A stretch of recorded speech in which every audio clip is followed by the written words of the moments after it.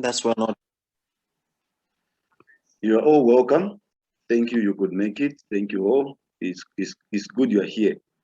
And like I always say, you will, if you are one of those who would want to understand the truth, you will not be disappointed.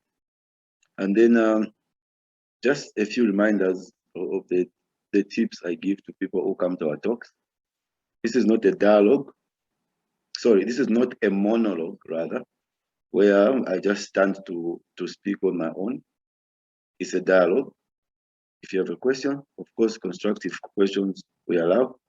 You notice we only meet in Zoom because it's like confined and private. We don't want to expose ourselves on Facebook Live because Facebook is full of people of different people. It is full of everything, bad things, good things. But Zoom, you control it. It's a place where you and I can come and have a chat quietly. And like I always say, for those who, when you listen to this truth and it doesn't make sense to you, you drop it because it's not. We're not trying to hypnotize you. Pardon me. You know, I'm really wanting to open up people's minds. I don't want people who are brainwashed. I don't want people who are following things because they are fearful or they believe because they have to believe. You know, that's that's one thing. Well, that's the dangerous part with religion. Sometimes we'll be told to just believe, and everything will be okay. Believe, you know, if you believe by, you know, and we misuse the word faith. Otherwise, you are all welcome. Last week I was chatting with you. I don't know if anybody has a question about last week before we move on. Like I mentioned, this is a dialogue, not a monologue. Anyone with a question from last week? Or just someone wants to say something about last week? Anything? Question? Going once? No question from everyone? But should we just move on, and if someone has a question, then they bury it? But if anyone has a question, please ask. Anything. Otherwise, like I was saying last Sunday, we need to know, we need to understand as a human race that we are a family. It all begins from the universal perspective that we are a family. The sad part is that we don't realize that we are already a family. We just don't know it. But when we come here, with the truth we're listening to and whatever I'm guiding you into, you begin to understand that we need to begin to behave like one, like a family. We need to do that, and we need to learn from the truth and its successes throughout eternity. How did people live? How do people live? How are people supposed to live? You know, these things we're discussing here are not a joke. It's not. We're not meeting because meeting is fashionable, but because we've got something to say, and we're learning from the successes of the truth, how the truth has been used by people before us. We're learning from the past and now building upon it. Because remember, even Christ, when he lived, he assured us that people as they grow with this word, they will even do better things than he did. Remember, he mentioned that greater things shall you do. Greater things shall you do, even better than I have done. So the human family is supposed to be greater every day as we move on. And we begin to be great when we start living in the truth, by the truth, which we call God or the word of God. And remember, I always emphasize and admonish you that God stays in rules all the time. You cannot take a break from rules. Life is rules. You can't take a break. Because if you take a break, you find yourself in trouble. God stays in rules all the time. We need to understand that. And if you fight the truth, you lose your mind. You know, it has shown even in history that people who fought the truth lost their mind. There are a few scriptures where Christ is mentioning, Paul is saying that because they refused to love the truth, so God sent them a strong delusion that they should believe a lie. The moment you fight the truth like this one, God will send you a strong conviction to fight the truth because you have rejected it. The Bible says, for this cause, because they refuse to love the truth. That should be 2 Thessalonians 11, if I'm not mistaken. 2 verse 11. It says, because they refuse to love the truth, so God sent them a strong delusion. Something which will make you start believing the wrong ways to believe to be true. Strong delusion that they should believe a lie. So even Paul talks about it in the book of Romans 1, going down. He says, because they did not retain the truth, so God gave them to bad acts. Women started burning with women. Men started burning with men, lasting after men, because they refused the truth. So like I told you, you need to begin to understand these things. That's why on this platform, I'm very slow and very mindful that I need to be to guide you into this truth slowly and gently. And you should always remember that I don't come here because I've discovered the truth. No, the truth is there. I come to guide you into truth. So God stays in rules all the time, not sometimes, all the time. All of us, me, you, we need to begin to follow rules. I've told you of some things in which you are lacking. And if you are of God, you will need to begin to work on those things so that you stay in the rules of God. Because otherwise, we are going to be the same as people who are not listening to the truth. There will not be any progress. And these things I admonish you every day. And the only thing I can say is to them who have an ear to hear, let them hear. So everyone fighting the truth will lose their mind. You notice people who have fought the truth, they have lost their mind. All they do is hate one another, gossip one another, bewitch one another, outwit one another. You see? Stressing. When you fight the truth, you lose your mind. God is going to make you lose your mind. So in order for someone to have dominion, remember, because we lost the truth, we are given to Adamic ways. And remember, Adam was given dominion over the earth. And God wanted him to be a son of God on earth, but he fell. So whatever dominion he has is now not of God. So the moment we lose our minds because we don't love the truth, we'll be given into Adamic minds. And remember, in order for someone to have dominion over you, like Adam has dominion over the world, they have to put their mind in you. So if you don't take this mind which I'm giving you, you are going to take on the mind of the devil, the mind of Adam, automatically. That's the way it is.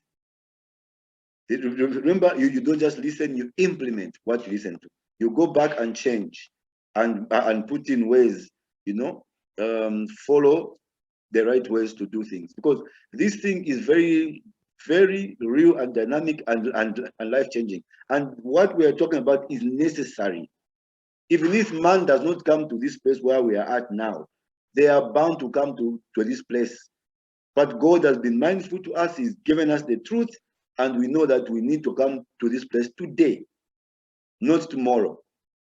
Is it Hebrews? Paul says, when the truth is in you today, change your mind. You see? Because like I'm saying, this is necessary. Man will not run away from what I'm talking about. They might run away for now, and they'll be in, God will put them in their mind, they're at where they are lost. They have lost their mind. They'll be in pain, suffering, because they're not following the truth. It might not be us. It might take 1,000 years, 1,000,000,000 years, but someone has to come to this place we're talking about, a realization of saying that God stays in rules all the time. So, and we need to have, when you live in God, then you live you're going to have healthy consequences, live in healthy circumstances, body, soul, and spirit. Last week, I was trying to show you that we need also in the body to be like a family. Every race on earth who have made it to live in peace and harmony among each other, no matter how, no matter how fallible their mind is, even Adam knows that for him to survive, he has to be one. Remember, even at the power of Babel, if it was the wrong course, God says these people have become one, and they will succeed in whatever they do. But God confounded them because it was in the wrong course, the wrong mind. So we need to begin to be having health, to be living in health ways, and our consequences must be health.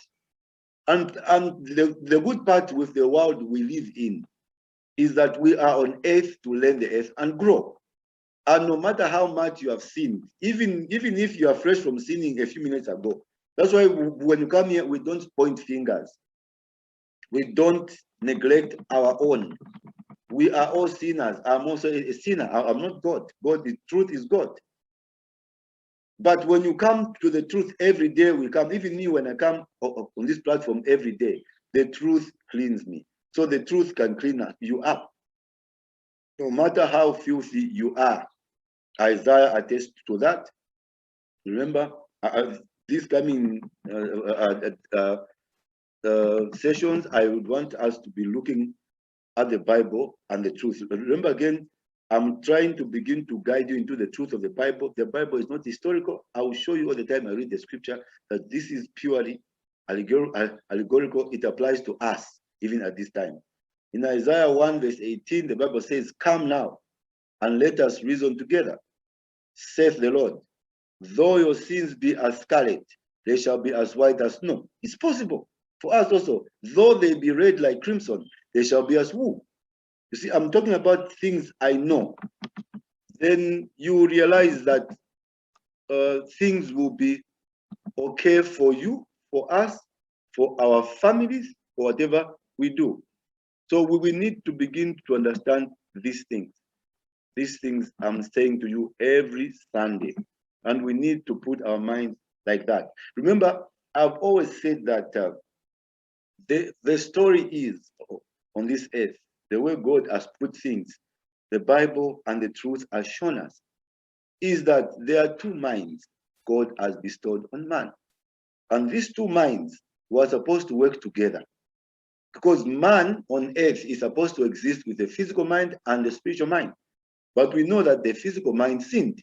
And you realize the Bible, when it's talking about the tribes of Israel, talking about Moses, whatever, the Amalekites, it's all, every story the Bible gives is trying to explain the status of either the spiritual mind or the physical mind.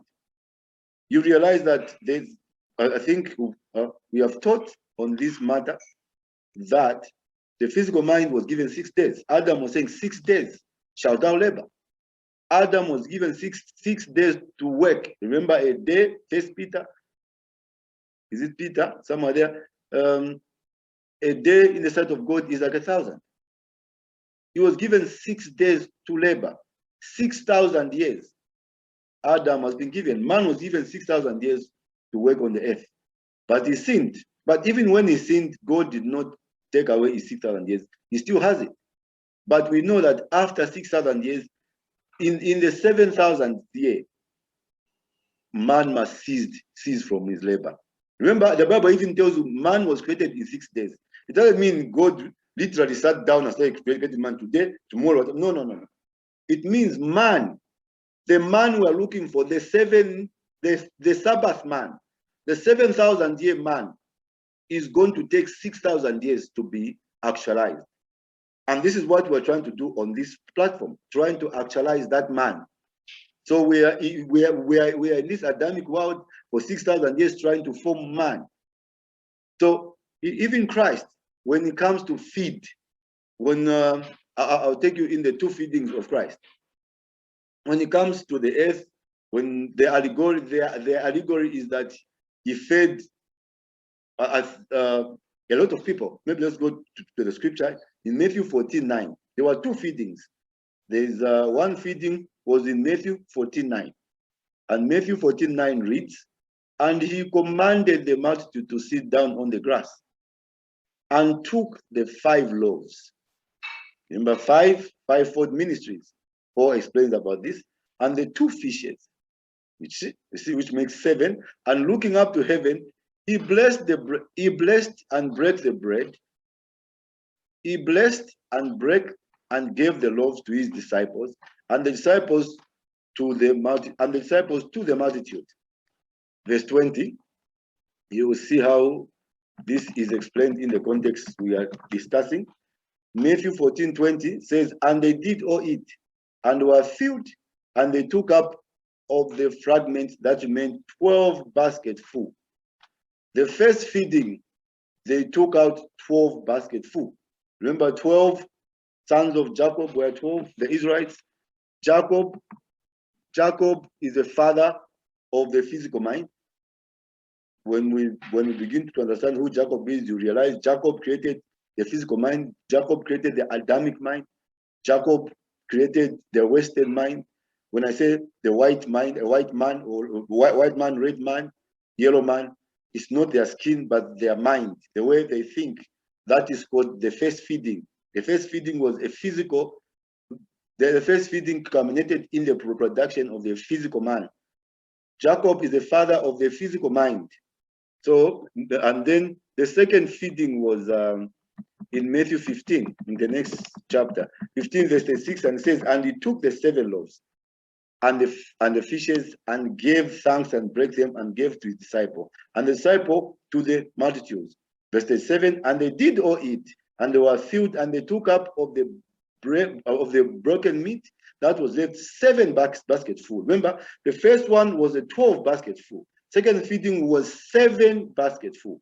The first one was a physical feeding of the mind. Then the next one is the one we have been propagating, the physical mind, which will take us into the 7,000-year period. 12 is the number of Adamic dominion on earth. 7 is the number of rest, Sabbath, which is the number of the 7,000 years. 38, and they that did eat were 4,000 men, besides women and children. I know all of us are coming from religion. To a religious mind, this is literal bread.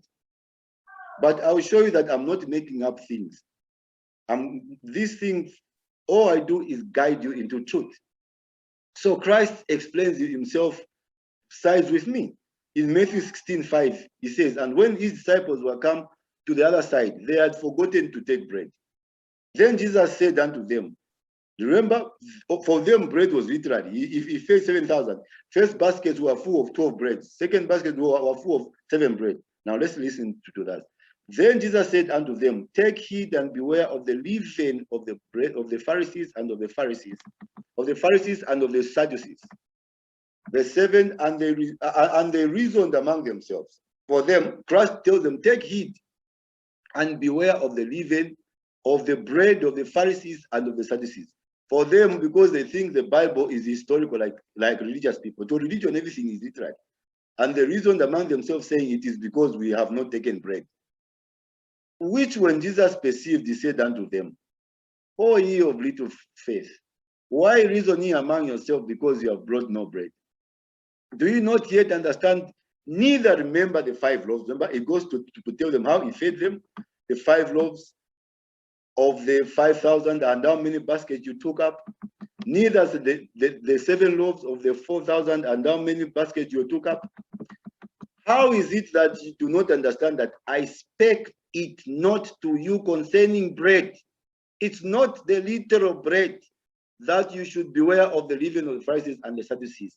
12, then understood they how that he bade them to beware of the leaven of bread, to beware not, how he bade them not beware of the leaven of bread, but of the doctrine of the Pharisees and of the Sadducees. So the first feeding, that bread, is the doctrine of Adam, which we have now, the Adamic nature, which does not follow the truth, and because it did not love the truth, God created Adam in his image to love the truth, but he didn't love the truth, so God sent him a strong delusion that he should believe a lie. Maybe let me read that scripture. It's in 2 Thessalonians. You see what God is doing to us when we reject the truth. 2 Thessalonians. I hope this is making sense. 2 Thessalonians 2, verse 10 says, and with all deceivableness of unrighteousness in them that perish. Why are people perishing? Because they receive not the love of the truth, that they might be saved. Verse 11, and for this cause, God shall send them strong delusion that they should believe a lie. God does that. The truth does that. It makes you believe a lie if you reject it. You start seeing truth in lies. You see literal bread where there is no bread. So the last feeding will be by the Son of Man. The first feeding was by the prophets, by Jacob's mind and Adam, the Adamic mind. But the last feeding is by the Son of Man. Why am I saying that? Because we are going into the 7,000-year period, and the Bible says Christ is the Lord of the Sabbath. I mean, sorry, not Christ, but it's emphatically says the Son of Man is the Lord of the Sabbath. The Son of Man is one who is ushering in Sabbath, which is the 7,000-year period. You realize that the last feeding had 7 baskets, and these 7 baskets are the 7. It's talking about the last teaching. 7 means complete, which is going to complete the human mind with the godly mind. Revelation chapter 10, verse 1 reads, and I saw another mighty angel, that's the Son of Man, come down from heaven, clothed with a cloud. Remember, the cloud is the scriptures. Clouds is full of moisture, water. The water is the word of God. And the rainbow. Just a reminder, sir. Yes, sir. We're remaining with less than 5 minutes. Thank you. And just a reminder to everyone, once we're logged out, we have to log in back for the second session using the same login and credentials. Thank you. Okay, while we're here, anything I've said so far, the little I've said, is there any question? Do we understand? Any questions? No question? Nothing? Okay. Yeah, so I was saying the Son of Man is the Lord of the Sabbath. So in Revelation, you see the Bible taking us to the 7,000-year period. The Sabbath day, the day of rest, because man was given 6 days to work. And then it says, on the 7th day shall you rest from your labor. So Revelation 10:1 says, and I saw another mighty angel come down from heaven, clothed with a cloud, with scriptures, and the rainbow was upon his head, different nationalities. And his face was, as it were, the sun. Remember, unto them that fear my name shall the sun of righteousness appear with healing in his wings, and his feet as pillars of fire. Remember, God is a consuming fire. The word of God comes to burn out the wrongs. Verse 2, and he had in his hand a little book open. Remember, I told you that the little book contains all the prophets, all the people who have been sent by God, the prophets, the sons of God. And he set his right foot upon the sea. The sea is the spiritual part of man. Sea is the word of God. Remember, it's the spiritual. The word of God is a spiritual thing. And his left foot on the earth. So the Son of Man is coming to reconcile the physical mind and the spiritual mind. That's why you see him step his foot on the water and the other foot on the earth. The earth symbolizing the physical mind, the water symbolizing the word of God, symbolizing the spiritual mind. Verse 3, and he cried with a loud voice as when a lion roareth.